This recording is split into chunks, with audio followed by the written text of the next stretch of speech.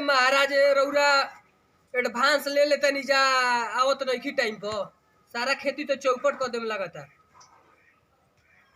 तो हम महाराज ले बनी 2-2,500 रुपया कहिए का 15 दिन हो गई ना हम ओकर जीमा ले बनी।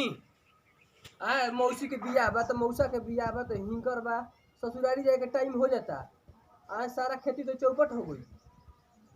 आई टाइम महाराज निकाल के तो महाराज रउआ सब बिजनेस जेसीबी का एगो रख लगी बड़का विधायक हो गई बनी। कुल हमारे अकुरी मार के दू हाथ के हो गई खराब हो जी। अठली कतना महंगा के बॉम्बे से मंगैले बनी अमेरिकन बिया है। जहाजे से मंगाए में कतना टाइम लग गई। आई ठीक भाई दिमाग खराब कर देता सर हमारा तो बुझाते नहीं थे।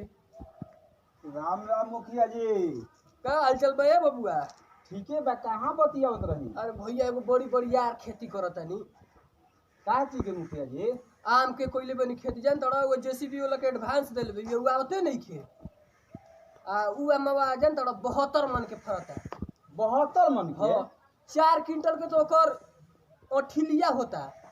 हम तुम्हारे तो कब सुन रही नहीं कि ऐसा कोनो आम होला 4 क्विंटल के अठिली। 72 मन के आम बटे। आ ओकरा में 12 गो ओने आदमी लागत 12 गो एने आ चिराता न तो एगो फकिया में 10 गो 12 गो गांव खाता। हाँ आतना हेवी बड़ा नदी। हमहू खेती करी एगो मुखिया जी रउआ सुनम अगर हमार खेती न तो चिहा जाई। पहुंची के करत हम रसगुल्ला के पेड़ रोपले बानी। बे मर्द रसगुल्ला के पेड़ होला। रउआ का सोचत हमरा के हल्का में लेतनी रउआ सब बिहर खेती करे वाला हनी हां। रसगुल्ला के? हां रसगुल्ला के पेड़। हम ना मानम तो रसगुल्ला के पेड़ होला।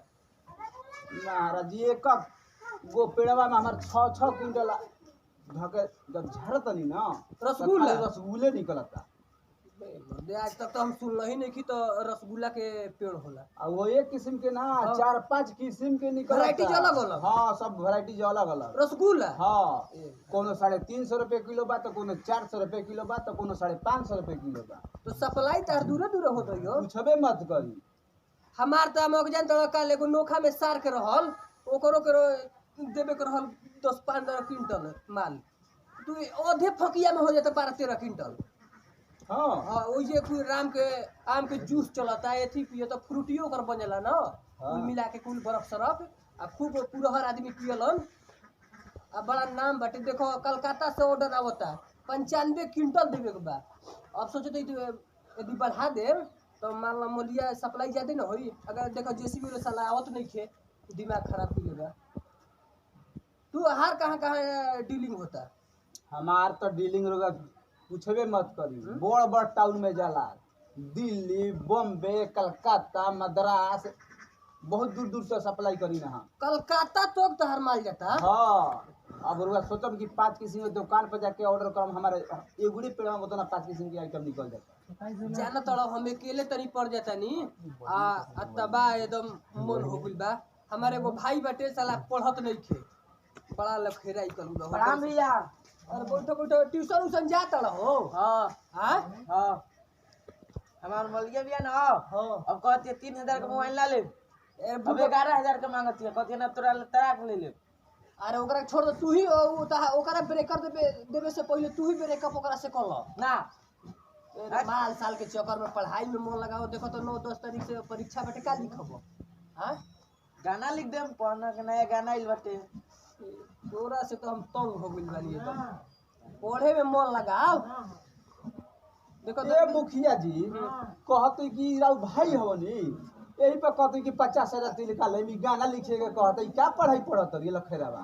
अरे सुधर जी अभी जानता रुपया कमाता नहीं ओएस करता है ऐसे नहीं कर लिखे बुझा ये कुल कहत एकर मन बढ़ा देले बा। जाना तड़ा भैया ये अपना फेकेला ना तो भुटराला ना एली जितन छितरा जाला। ई हां इयो कर बड़ा धुरुत ह ना।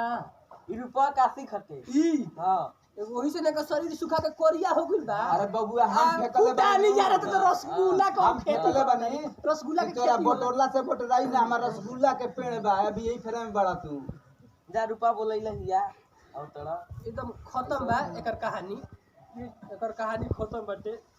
आई बना तेकरा के पानी उनी पियई ह आई जे बैठा कुर्सिया पर आ 2 मिनट में हम तनकी आवत तनी मन कैसन तो भइल बा। ठीक बा आओ जल्दी तू अब हेलो दोस्तों, यदि वीडियो हमारा पसंद है तो हमारे चैनल के सब्सक्राइब कीजिए, लाइक कीजिए, कमेंट कीजिए, वीडियो फाड़ के शेयर कीजिए।